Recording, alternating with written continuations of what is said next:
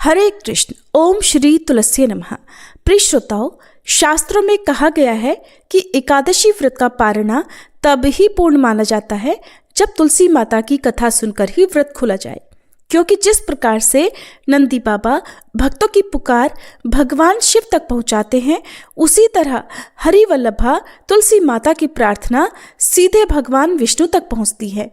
इसलिए आइए आज इस पावन क्षण में हम सभी एकादशी व्रत पारणा की कथा सुने और तुलसी माता के चरणों में अपने मन के भाव अर्पित करें। हे हरि प्रिय तुलसी माता, हमारी श्रद्धा स्वीकार कीजिए, हमारी अधूरी मनोकामनाएं पूर्ण कीजिए, हर शुभ कार्य में हमें सफलता प्रदान कीजिए और हम पर सदा भगवान विष्णु की कृपा बनी रहे, ऐसा आशीर्वाद प्रदान कीजिए। प्राचीन कथा के अनुसार एक बार एक बूढ़ी माई थी जो नियम से एकादशी के व्रत करती थी।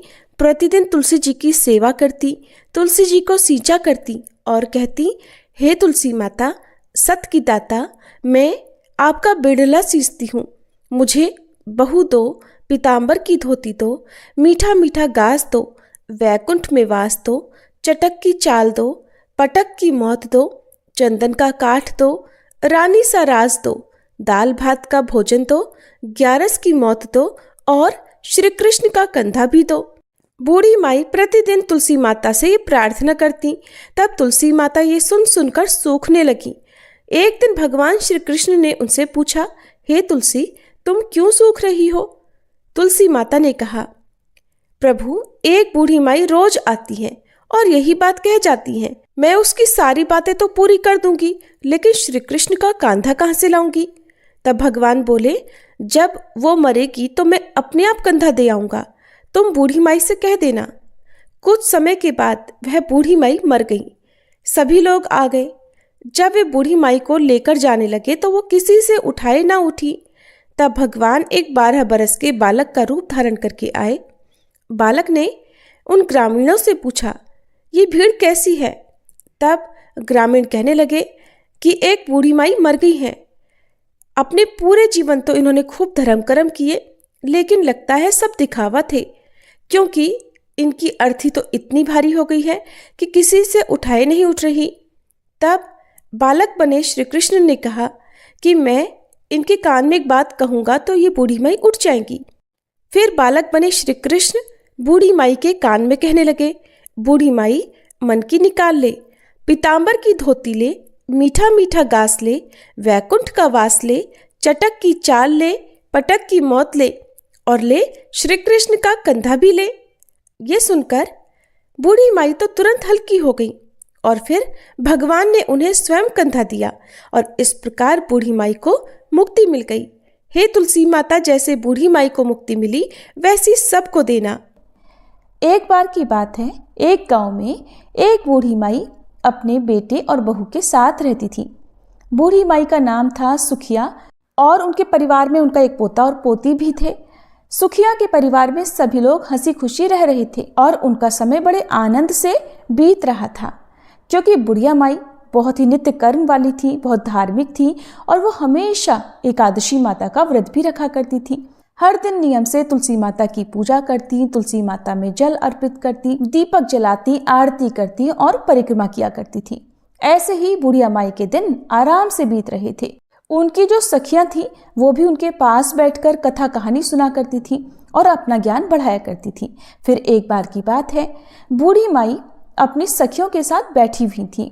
उनके साथ उनकी हम उम्र उनकी सहेलियां भी बैठी हुई थी, जो कि संख्या में कुल 7-8 थी। वो पूरा समय आपस में बातें कर रही थी। तब उनमें से एक सखी बूढ़ी माई से कहने लगी कि सुखिया, हम सोच रहे हैं क्यों ना हम सब द्वारकाधीश चलें, और द्वारकाधीश की यात्रा करने का तो बड़ा मन हो रहा है।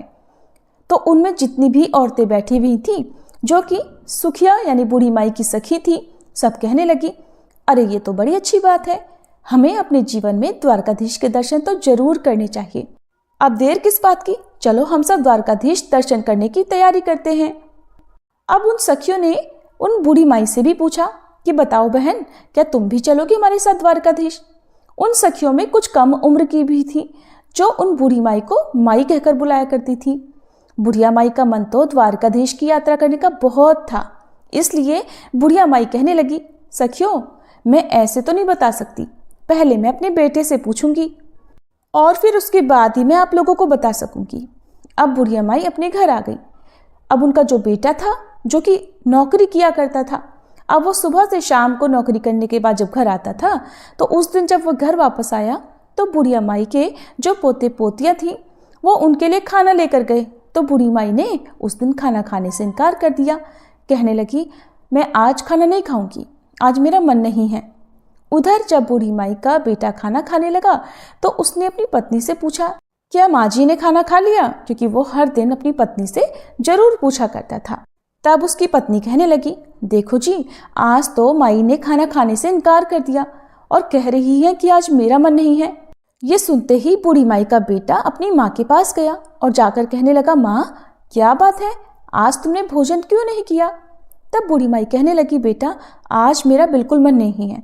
तो बेटा कहने लगा, माँ जी कहीं आपकी तबीयत तो खराब नहीं है? अगर कोई परेशानी है तो मुझे बताओ, मैं अभी आपको वैद्य जी के पास लेकर चलता हूँ। बूढ़ी माई कहने लगी, नहीं बेटा, मुझे कोई परेशानी नहीं है, तुम परेशान मत हो, बस मेरा मन तो द्वारकाधीश जी की यात्रा करने को कर रहा है। तब बेटा बोला, माँ खुलकर बताओ बात क्या है? तब बूढ़ी माई ने शाम को हुई अपनी सखियों के बीच की सारी बातें अपने बेटे को बता दी कि बेटा मेरी कुछ सहेलियां द्वारकाधीश जी की यात्रा पर जा रही हैं और मेरा भी बड़ा मन कर रहा है कि मैं भी उनके साथ यात्रा पर जाऊं। माँ की इतनी बात सुनकर बेटा बोला, माँ जी इसमें तो कोई बात नहीं है इतना सोचने की, मैं तुम्हारी यात्रा जाने का प्रबंध कर देता हूँ, तुम जरूर यात्रा पर जाना। अब तो बूढ़ी माई बेटे के मुंह से ये बात सुनकर बड़ी खुश हो गई और वह मन ही मन द्वारकाधीश जी का ध्यान करने लगी। फिर वो अपने बेटे से कहने लगी, बेटा लेकिन मुझे एक बात की चिंता है। तो बेटा बोला, माँ बताओ ना क्या चिंता है? तो माँ बोली, बेटा अगर मैं द्वारकाधीश की यात्रा के लिए जाऊंगी तो कम से कम 4-5 दिन तो मुझे लग जाएंगे वापस आने में, लेकिन उसके बाद जो आंगन में मेरी तुलसी माता रखी है उन्हें कौन सींचेगा, कौन उनकी पूजा पाठ करेगा, कौन उनकी आरती करेगा? तब बेटा बोला, माँ आप चिंता बिल्कुल मत करो, वो सारे काम आपकी बहू कर लेगी, मैं उससे बोल दूंगा, वो आपकी तुलसी जी की पूजा कर लेगी। अब सुनकर तो बूढ़ी माई निश्चिंत हो गई। फिर वो कहने लगी, ठीक है बेटा। और अगली सुबह बूढ़ी माई बहुत खुशी से द्वारकाधीश जाने की तैयारी करने लगी। बूढ़ी माई का बेटा इधर अपनी पत्नी से बोला कि सुनो भाग्यवान, मेरी माँ तो द्वारकाधीश की यात्रा पर जा रही हैं, इसलिए मेरी माँ के लिए तुम काजू बादाम के अच्छे से लड्डू बना दो ताकि रास्ते में मेरी माँ को कोई परेशानी ना हो। अब जो बूढ़ी माई की बहू थी वो मन ही मन सोचने लगी कि मुझे तो ये एक दिन के लिए भी मायके नहीं जाने देते, कहते हैं यहाँ पर सारा काम बिगड़ जाएगा। अब देखो अपनी माँ को 4-5 दिनों के लिए यात्रा पर भेज रहे हैं। चलो माँ जी दर्शन करने के लिए जा रही हैं, ये तो ठीक है, अब उनकी पूजा का काम भी ये मुझे सौंप कर जा रही है। बूढ़ी माई की बहू तो कुछ कह नहीं पा रही थी, लेकिन उसने मन ही मन एक साजिश रची। उसने अपने पति से तो कह दिया कि ठीक है, मैं माँ के लिए गोंद गिरी और बादाम काजू के लड्डू बना दूंगी और उन्हें एक डिब्बे में भरकर माँ जी को दे दूंगी। अब बेटा तो निश्चिंत होकर सुबह नौकरी पर चला गया। इधर घर में जो बूढ़ी माई की बहू थी उसने क्या किया कि जो तुलसी जी का गमला था उसमें जो तुलसी जी लगी हुई थी उसने तुलसी जी को जड़ से उखाड़ लिया और जड़ सहित उसे एक पीतल के डिब्बे में भर दिया और अपनी सासू माँ की थैली में रखकर दे दिया और कहने लगी, ये लीजिए माँ जी, इसमें गोंदगिरी के काजू बादाम के लड्डू हैं, आप रास्ते में इन्हें खा लेना।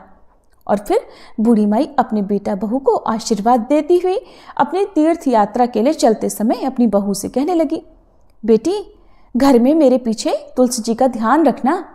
तो बहू बोली, ठीक है माँ जी, आप बिल्कुल निश्चिंत होकर जाइए। अब बूढ़ी माई ने तो आशीर्वाद की झड़ी लगा दी, खूब भर भर कर अपनी बहू को आशीर्वाद दिया और कहने लगी, बहू ने तो मुझे काजू बादाम के लड्डू बना कर दिए हैं।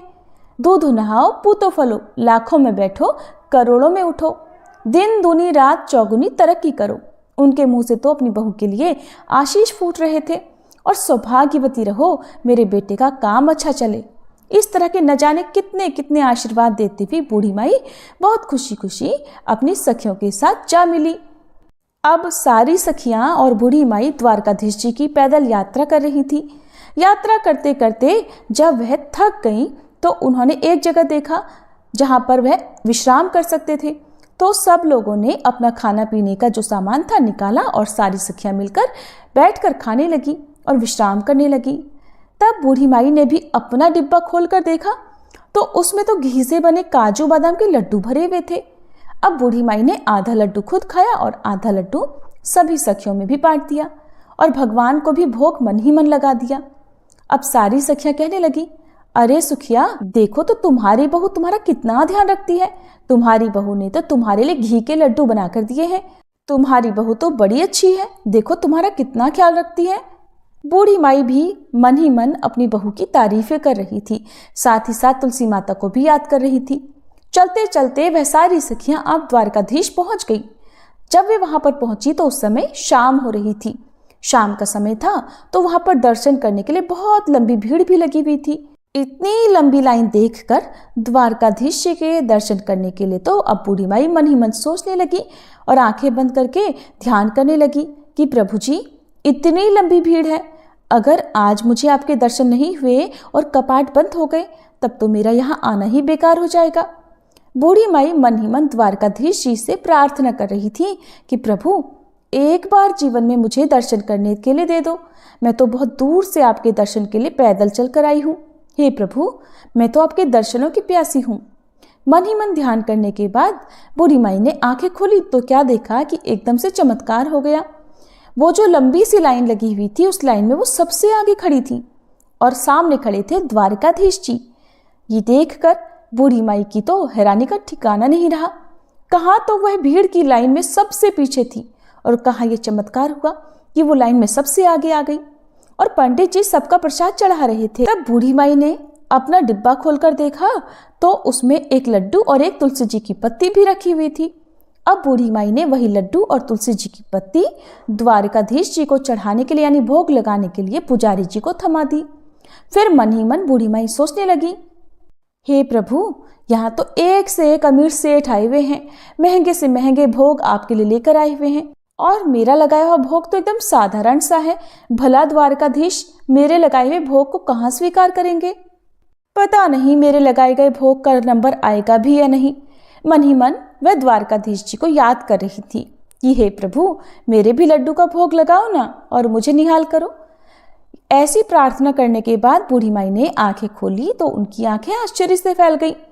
क्या देखती हैं कि द्वारकाधीश जी के हाथों में जो लड्डू था ये तो वही लड्डू था जो बूढ़ी माई ने भोग लगाने के लिए पुजारी जी को दिया था। साथ में तुलसी जी की पत्ती भी थी जो ठाकुर जी के हाथ में थी। अब तो ये सारा दृश्य देखकर बूढ़ी माई बड़ी प्रसन्न हुई और गदगद हो गई कि प्रभु ने मेरा भोग स्वीकार कर लिया। तभी जो द्वारकाधीश जी के पुजारी जी थे वो सभी को प्रसाद बांट रहे थे तो उन्होंने बूढ़ी माई को भी प्रसाद दिया। बूढ़ी माई ने वह प्रसाद अपने आंचल में ले लिया और हाथ जोड़ लिए। फिर वह प्रसाद लेकर सोचने लगी कि ये प्रसाद मैं अपने घर लेकर जाऊंगी और घर जाकर मैं अपने पोते पोती और अपने बेटे बहू के साथ मिलकर ग्रहण करूंगी। ये सोचकर पुजारी जी ने जो प्रसाद दिया था उसे बूढ़ी माई ने अपने डिब्बे में रख लिया और दर्शन करके प्रभु को धन्यवाद करके बूढ़ी माई बाहर आ गई। बाहर आई तो बहुत देर तक अपनी सखियों का इंतजार करने लगी। बहुत देर के बाद दर्शन करने के बाद जब उनकी सखियां वापस आई तो कहने लगी, अरे बड़ी घबराहट हो रही है, बड़ी भीड़ थी, हमें तो सही से द्वारकाधीश जी के दर्शन भी नहीं हुए। इतनी दूर से चलकर आए हैं, इतनी देर तक लाइन में लगे और अच्छे से दर्शन भी नहीं हुए।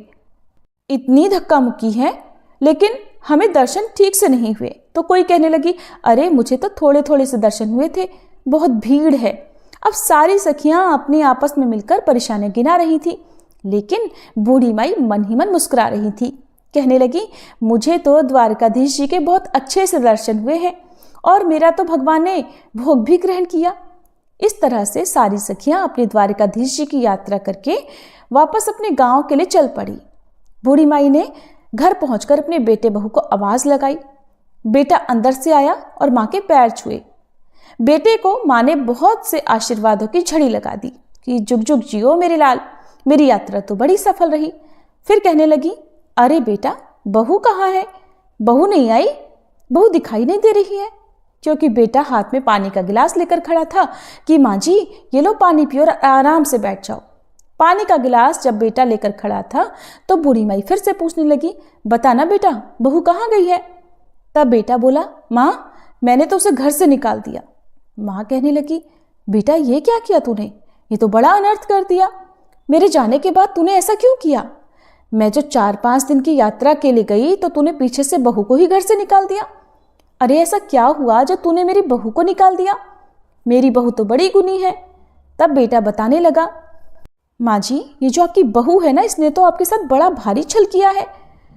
मैंने उसे गोंद और बादाम काजू के लड्डू बनाने के लिए बोला था कि मेरी माँ यात्रा पर जा रही है, तुम उनके लिए लड्डू बांध कर दे देना। तो उसने तो आंगन में लगी तुलसी जी को जड़ से ही उखाड़ कर पीतल के डिब्बे में भरकर तुम्हें दे दिया। ये सुनकर बूढ़ी माई कहने लगी, अरे बेटा लेकिन मैंने तो डिब्बा खोलकर देखा था, उसमें तो काजू बादाम के ही लड्डू थे और मैंने खाए भी, अपनी सखियों को भी खिलाए। तब बेटा कहने लगा, नहीं माँ, उसने तो यही साजिश रची थी। जब मैंने तुलसी की पूजा के लिए कहा तो आंगन में देखा तो तुलसी ही नहीं थी। फिर मैंने उससे पूछा कि बताओ तुलसी कहाँ गई, तो उसने मुझे सारी बात बता दी कि उसने जलन में आकर तुलसी जी को उखाड़ कर डिब्बे में बंद करके बूढ़ी माई को दे दिया था, क्योंकि वो द्वारकाधीश जी की यात्रा के लिए जा रही थी और अपनी तुलसी सेवा का काम मुझे सौंप कर जा रही थी।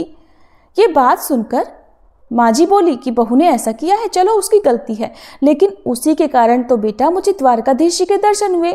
मेरे साथ तो बेटा ऐसे चमत्कार हुए हैं कि मैं तुम्हें क्या बताऊं, मैं कैसे गुणगान करूं। पता है क्या हुआ, मैं तो भीड़ में सबसे पीछे खड़ी थी, क्योंकि भीड़ बहुत थी, बहुत देर से नंबर आता। लेकिन मेरे साथ द्वारकाधीश जी ने ऐसा चमत्कार किया, मुझ पर ऐसी कृपा की कि मैं द्वारकाधीश जी की कृपा से भीड़ में सबसे आगे हो गई। और तो और बेटा, बहू ने तुम जो कह रही हो कि तुलसी का पौधा मेरे डिब्बे में रख दिया था, उस डिब्बे में तो एक तुलसी का पत्ता और एक लड्डू भी था। शायद तुलसी माता की कृपा से ही वह तुलसी जी लड्डू में बदल गई थी और एक पत्ता मेरा इसलिए छोड़ दिया था कि मैं भगवान को भोग लगाऊं, क्योंकि द्वारकाधीश जी को, ठाकुर जी को तो बिना तुलसी के पत्ते का भोग लगाया ही नहीं जाता, इसीलिए उन्होंने मेरा भोग स्वीकार भी किया था। अब बेटा चाहे कुछ भी हो, चाहे तुम कुछ भी कहो, मेरी बहू के कारण ही मुझे द्वारकाधीश जी का एक चमत्कार देखने को मिला है और मुझे उनके इतने अच्छे दर्शन भी हुए हैं। मैं तो उनके दर्शन करके निहाल हो गई। बेटा तू अभी जा, बहू मायके में होगी, उसे लेकर आ। अब बेटा अपनी माँ की बात को भला कैसे टालता। अब बेटा चल पड़ा अपनी पत्नी को लेने के लिए उसके मायके, और फिर अपनी पत्नी को लेकर वह वापस घर आ गया। जब बहू मायके से घर आई तो अपनी सासू माँ के पैरों में गिर गई और माफी मांगने लगी। तब बूढ़ी माई ने उसे उठाकर अपने गले से लगा लिया और कहा, अरे बहू, मैंने तो तुझे कब का माफ कर दिया, तेरी वजह से ही तो मुझे भगवान के दर्शन हुए हैं। अगर तू ऐसा नहीं करती तो पता नहीं मुझे भगवान के दर्शन होते भी या नहीं। मैंने तुझे माफ कर दिया, लेकिन हाँ, अगर तुझे माफी मांगनी है तो एकादशी माता और तुलसी माता से मांगो। तब बहू ने तुलसी माता से माफी मांग ली। फिर उन्हें याद आया कि अरे, जो द्वारकाधीश से तुम्हारे लिए मैं प्रसाद लेकर आई थी, याद है कहाँ है? बच्चे आए थे खेलते हुए तो कहने लगे, दादी माँ आ गई, दादी माँ आ गई। दादी माँ, आप यात्रा पर गई थी तो बताओ ना हमारे लिए क्या लेकर आई। तब दादी माँ बोली, अरे बच्चों, मैं तुम सब के लिए वहां से द्वारकाधीश जी का प्रसाद लेकर आई हूँ, सब मिलकर थोड़ा थोड़ा बांट कर खा लेंगे। अब जैसे ही बूढ़ी माई ने अपने थैले में से वह पीतल का डिब्बा निकाला और उसमें से जो वह प्रसाद निकालने लगी तो उसमें जो लड्डू था वो तो सामान्य नहीं था, वो तो पूरा का पूरा डिब्बा ही हीरे मोतियों से भरा हुआ था। अब तो ये देखकर बूढ़ी माई की और बहू बेटे की भी आंखें आश्चर्य से फैल गई। तब बूढ़ी माई कहने लगी कि बेटा, मैंने तो इसमें लड्डू रखा था, पता नहीं कहाँ से इतने सारे हीरे मोती इसमें आ गए हैं। तब बेटा बहू कहने लगे कि माँ जी, ये सब तो एकादशी माता और तुलसी माता की कृपा से हुआ है। आपकी यात्रा सच्ची थी, आपकी भक्ति सच्ची है, इसीलिए तो उन्होंने आपको आपकी एकादशी तुलसी माता की पूजा का फल दिया है। अब तो बहू बेटा माँ के कदमों में पड़ गए। माँ बोली, बेटा मुझे छोड़, तुलसी माता के कदमों में पड़ो। तो बहू और बेटा ने तुलसी माता से माफ़ी मांगी, ठाकुर जी से माफ़ी मांगी कि अनजाने में हमसे भूल हो गई, माफ़ कर दो। अब तो बहू बेटा भी अपनी माँ की तरह एकादशी का व्रत रखने लगे और तुलसी माता की पूजा और सेवा करने लगे, तुलसी माता को सींचने लगे, तुलसी जी की खूब पूजा सेवा करने लगे। इसी तरह से अब उनके खुशी खुशी दिन बीतने लगे। अब तो बूढ़ी माई के पास इतना धन हो गया था कि उसने गांव में बहुत सारे काम कराए। गरीबों की कन्याओं का विवाह करवाया। जैसे भी गांव में किसी गरीब को देखती जिसके बस में बेटी का विवाह करना नहीं था, उसने उसी धन को बेटियों के विवाह में, कुएं बावड़ी बनवाने में और बच्चों के स्कूल अस्पताल बनवाने में खर्च करने लगी। जितना बूढ़ी माई उस धन को लगाती, उतना ही बूढ़ी माई के घर में और अधिक धन बढ़ता जाता। बूढ़ी माई जब तक जीवित रही, उन्होंने तुलसी माँ की कभी भी पूजा नहीं छोड़ी। जीते जी एकादशी व्रत कभी नहीं छोड़े। वो हमेशा सच्चे मन से एकादशी के व्रत रखा करती, तुलसी माता की पूजा सेवा करती। बूढ़ी माई बचपन से ही तुलसी जी की पूजा सेवा करती आई थी और मरने के बाद भी तुलसी माता और एकादशी माता की कृपा से बूढ़ी माई को मोक्ष की प्राप्ति हुई। बेटा बहू के दिन भी अच्छे हो गए। वो भी अपने बहू बेटों के साथ खुशी खुशी थी। उनके बच्चों के विवाह हो गए। उनके साथ वे सब सुखी जीवन बिताने लगे। हे एकादशी माता, हे तुलसी माता, हे ठाकुर जी, हे द्वारिकाधीश जी, जैसे आपने बूढ़ी माई पर कृपा की, वैसे ही इस कहानी को जो भी श्रोतागण सुन रहे हैं उन सब पर भी अपनी कृपा करना। सभी मिलकर प्रेम से बोलिए, तुलसी माता की जय, ठाकुर जी की जय। तुलसी महारानी नमो नमो, हर की बटरानी नमो नमो, तुलसी महारानी नमो नमो। धन्य तुलसी पूरण तप कीनो, शालिग्राम बनी पटरानी नमो नमो, तुलसी महारानी नमो नमो, हर की पटरानी नमो नमो। जाके पत्र मंजरी कोमल, श्रीपति कमल चरण लपटानी नमो नमो, तुलसी महारानी नमो नमो, हरि की पटरानी नमो नमो। कौन महीने बोई रानी तुलसा, कौन महीने हुई हरियाली नमो नमो, तुलसी महारानी नमो नमो, हर की पटरानी नमो नमो। कौन महीने हुई तेरी पूजा, कौन महीने हुई पटरानी नमो नमो, तुलसी महारानी नमो नमो। आषाढ़ मास में बोई रानी तुलसा, सावन महीने हुई हरियाली नमो नमो, तुलसी महारानी नमो नमो, हरि की पटरानी नमो नमो। कार्तिक मास में हुई तेरी पूजा, मंगसिर मास हुई पटरानी नमो नमो, तुलसी महारानी नमो नमो, हर की पटरानी नमो नमो।